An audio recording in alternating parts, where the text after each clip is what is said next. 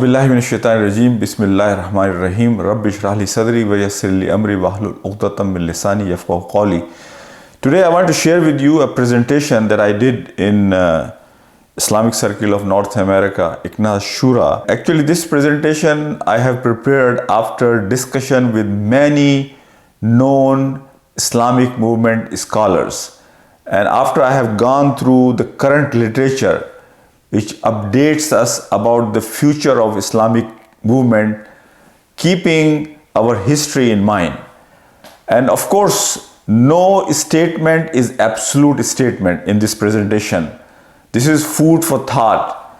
And also this presentation will show us avenues to navigate our pathway depending on the scope and challenges we face. Until unless we will understand, the scope, the potential we have, the vision and the mission we have, and also the challenges we are going to face down the road, we will not be able to benefit from this presentation that much. And we have to also understand that diversity always brings more beauty in the movement, in any organization. And we have to get over with this cancel culture. We have to make sure that we shake hands with everybody who is like-minded or who at least thinks the way we think and who could be beneficial for our journey on this path.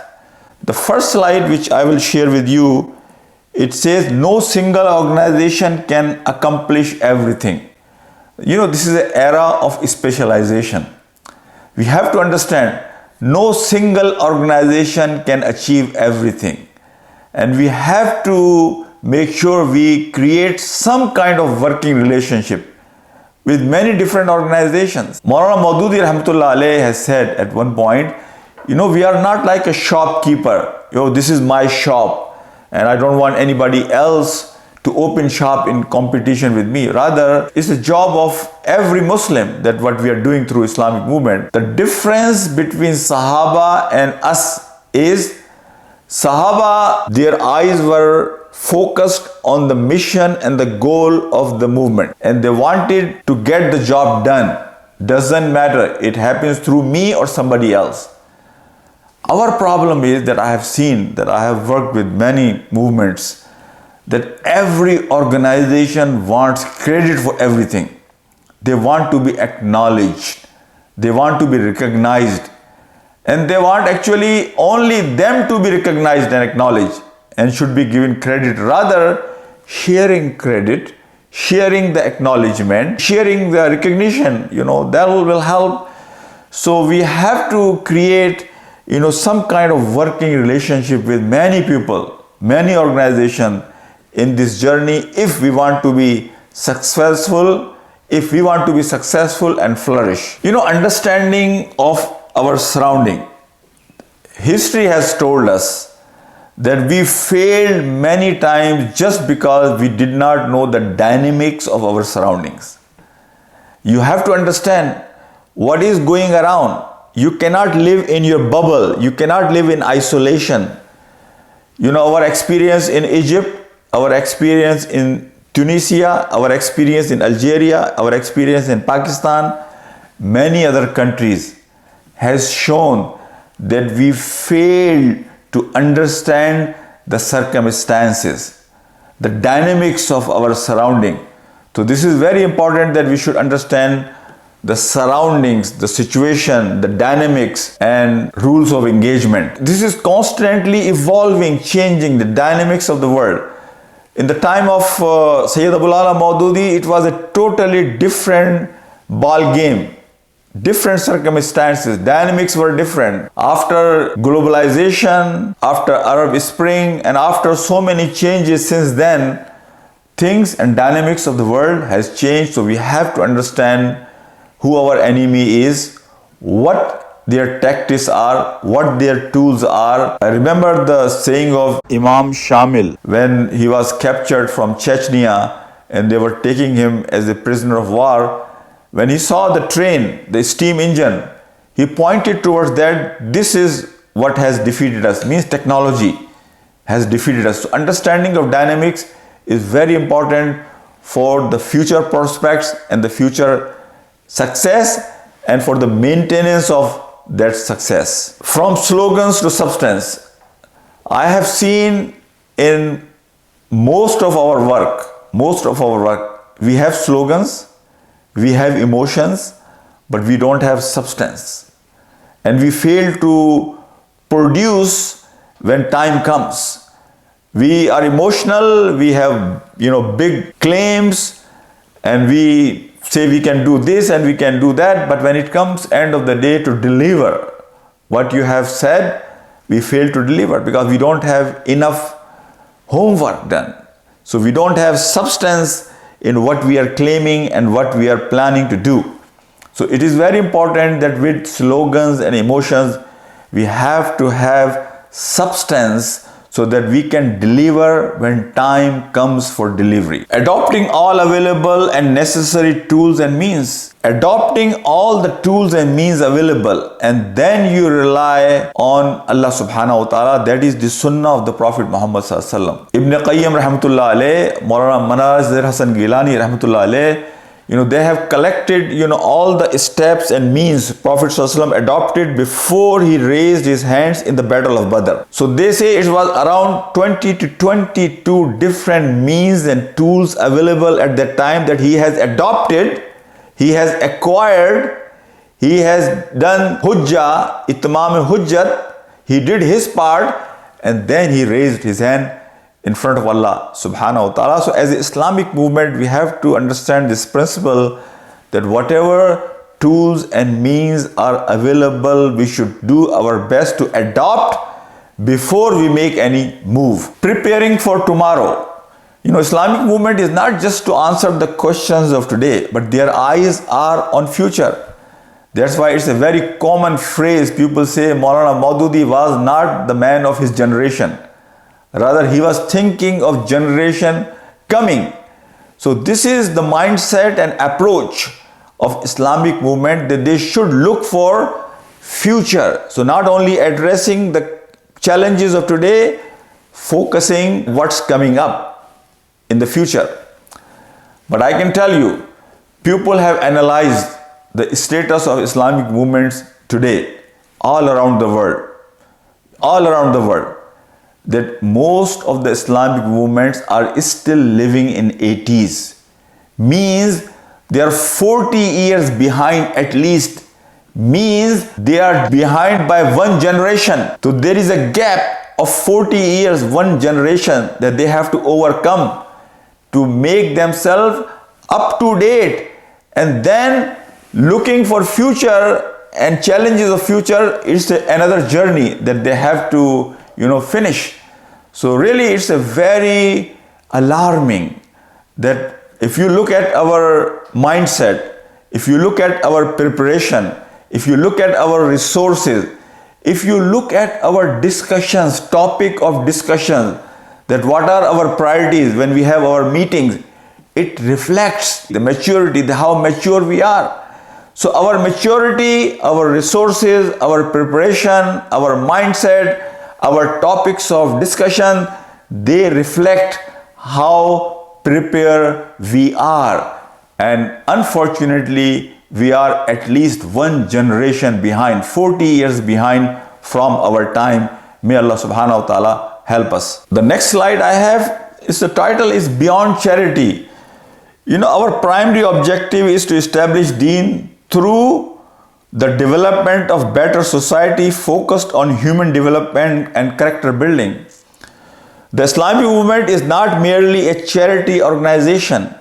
While we should engage in charitable work, this should not define our identity. Very important. It is very important to do charity work, but this should not be the only identity. This should not be the only introduction we have, in the community. Overcoming, our obstacles. The generation who is leading Islamic movement these days all around the world, I see fear, I see insecurity and protectiveness, this mindset everywhere. We are worried that somebody will come and they will take over. They might, put us off track. So this protectiveness, insecurity and fear. I have found that this is a problem of generation, our generation. Future generation might overcome this problem very easily. वो जो उर्दू में कहते हैं ना एहतियात, एहतियात, this ehtiyat and safe path, take safe path. Don't put yourself in any kind of risk.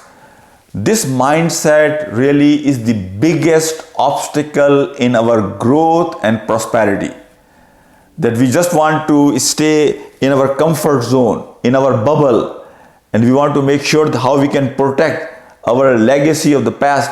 It is very important to protect the legacy of the past, but if that legacy and that protection, that protectiveness and fear and insecurity mindset, it becomes a shackles for us, chains for us, burden of our shoulder, then we rather should investigate. We should reflect and think about how we can make ourselves lighter so we can move forward to face the challenges of the futures. We have to come out of this mindset of fear, insecurity and protectiveness if we want to see a better future for Islamic movement. And for that we need to really embrace the culture of constructive criticism.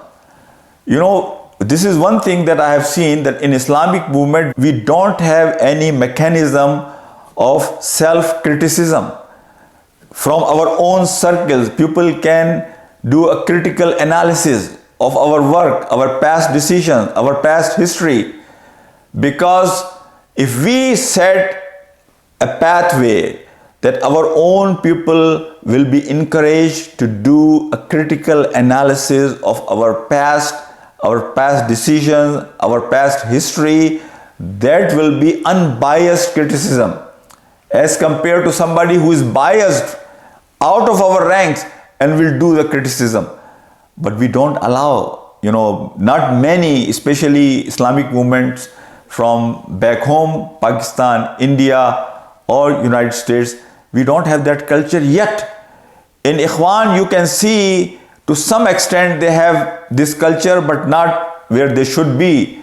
But in our ranks we don't have that culture of revisiting our decisions, revisiting our past history and making sure that we learn our lesson so we will not repeat those mistakes again. That can only happen if we allow criticism, critical analysis and reviewing our decisions and history and pathways of the past by our own people, or even like-minded people who have sympathy but they are not in our rank, they are outside, but they can see sometimes better angle of things than we who are in the movement. We should listen and encourage them to help us out, as well. Another thing which I want to highlight here, and it's very difficult for me to share with you because I love Sayyid Abul Ala Maududi rahmatullah alayh, because he is our Muhsin. In current time and age, Sayyid Abul Ala Maududi is our Muhsin because he has shown us the roadmap, the path. But we sometimes we tend to be very protective of Sayyid Abul Ala Maududi rahmatullah alayh. We don't allow anybody to say anything against. We don't allow people to be critique Sayyid Abdullah Maududi's work. But this is a very unhealthy sign which I have realized over the period of time, that we should allow people. Dynamics of the world have changed. It's a new world, different world. The language that people can understand is different. We have to adopt the language of today. That was the unique edge of Sayyid Abul Ala Maududi, that he was able to speak the language of his time. That's why he was able to communicate to educated people, to intellectual pupils. So we should allow from our ranks and also from outside, if they want to have opinion. Maulana Maududi at the end, he was also a human being. So having different opinion than what he said, or adding things than what he said, with full respect, with due respect, that culture should not be stopped, rather encouraged. We should not shut our doors on people who are critical about Sayyid Bilal Maududi or his work. Rather, we should listen to them and decide on merit whether the point the brother is saying or sister is saying has a value and weight to consider while we are following the direction given by Sayyid Bilal Maududi rahmatullah alayh. Next slide that I have is bridging the intellectual gap. This is a very important slide. You know, there are two types of gap that I'm talking here. One is that if you look at Muslim leadership today, you know, imams and shuyukh in general of masajid and educated community, intellectuals of the community, the gap is increasing, especially, you know, in Indo-Pakistan and in most of the world, we see that gap is increasing. What Imam is saying, what Sheikh is saying is not making sense to a common educated intellectual person. You know, that's what I said. Maulana Maududi, his work was popular because he was able to speak the language of his time. That you can communicate, that common educated person, intellectual, can understand your point very clearly and it can make sense to him. That gap is increasing.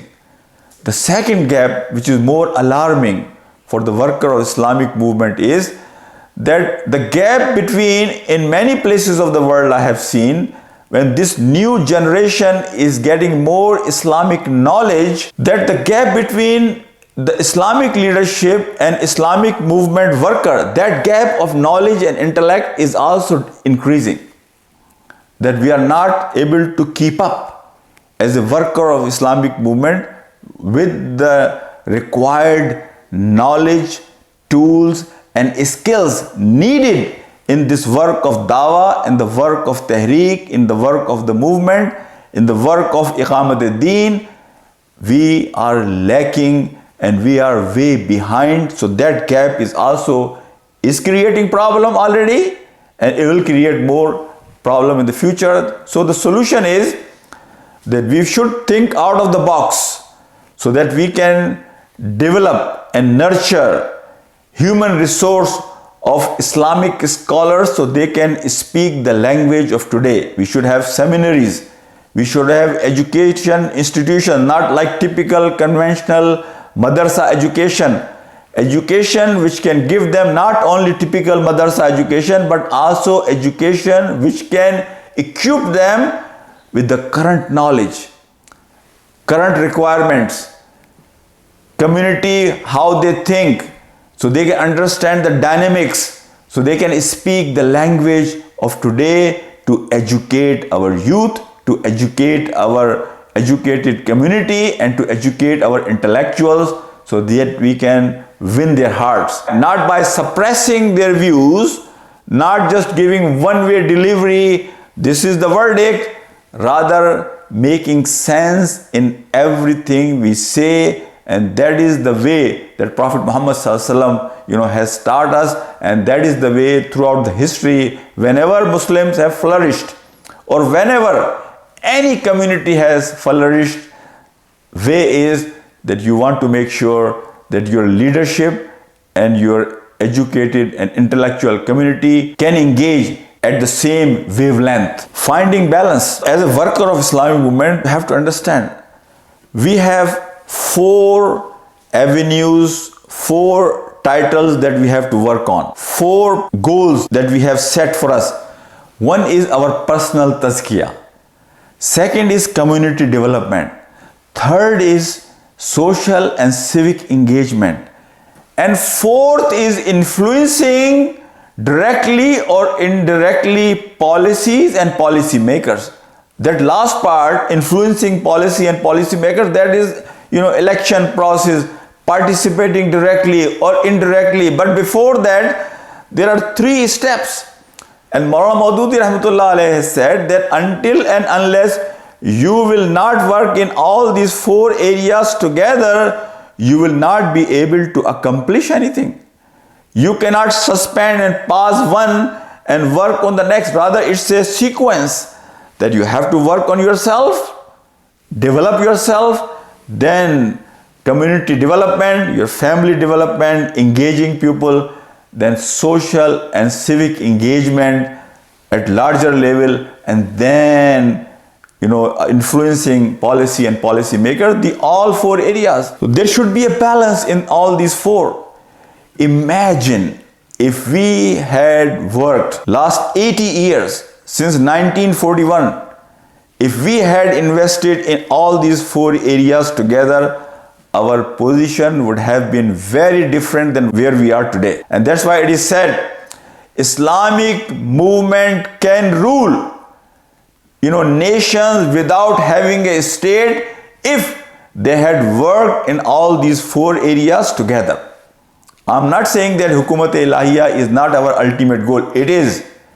But it has to be achieved when we are working in all these four areas. Otherwise, even if you achieve that goal of Hukumat-e-Ilahiyya, you will not be able to sustain it. And this is what exactly has happened. The sequence of slides I have shown you. You can go on ladder and reach to the state, but you cannot keep yourself there for very long. Somebody is going to pull your leg down, and then you work again 100 years, and then you climb that ladder again, and then you reach to the final step, and then somebody will, and this game will continue until and unless we have very strong foundation from bottom.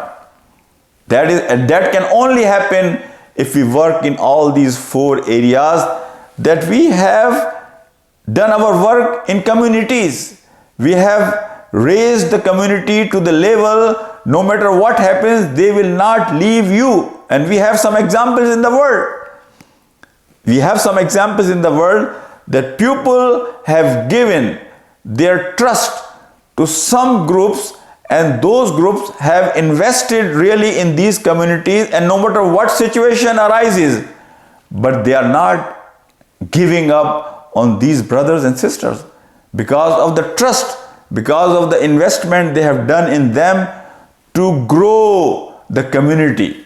So that is very important, that we have to understand that we sometime in rush, in hesitation, we want to achieve the top level state, but there is no groundwork, there is no substance, there is no preparation, there is no homework, until unless, this is the Maulana Maududi's philosophy, that until unless you go from ground up, you will not be able to succeed. And even if you succeed, that success will be very temporary.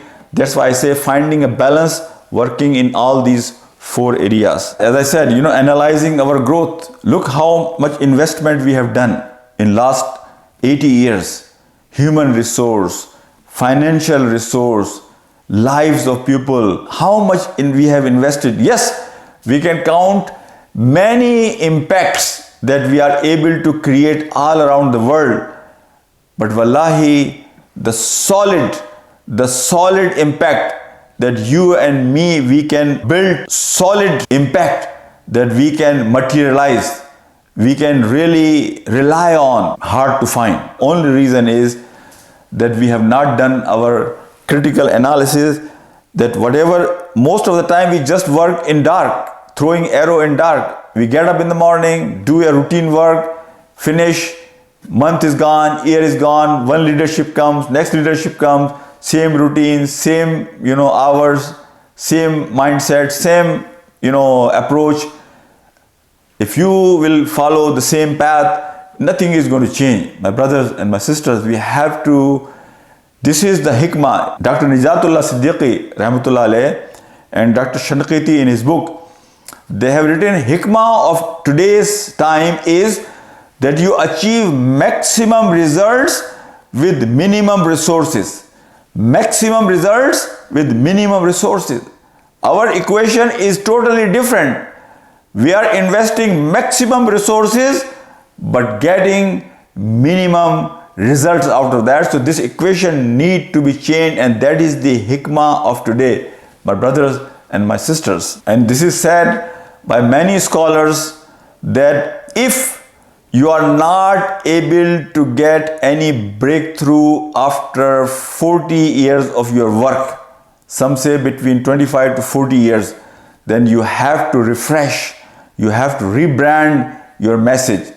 If you will try to sell the same message without refreshing through new generation, through new leadership, through new ideas, through new slogans, or rebranding through new ideas, new leadership, fresh ideas, you will not be able to make a big impact in the society.